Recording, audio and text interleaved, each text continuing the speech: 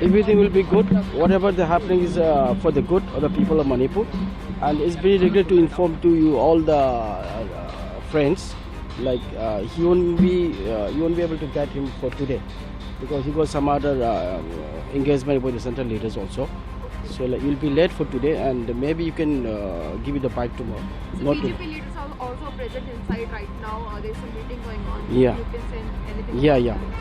Like, whatever they're discussing is everything will be good for the people of Manipur and for the nation also.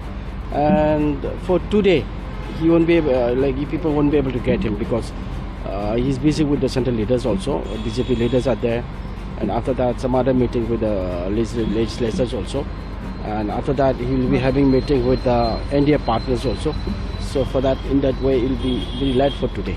So when will be the oath taking ceremony? Is there any confirmation on that? That may be tomorrow, because we all are going back tomorrow.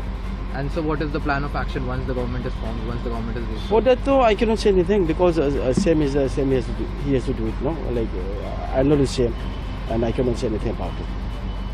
Thank you so much. Thank you so much. Really,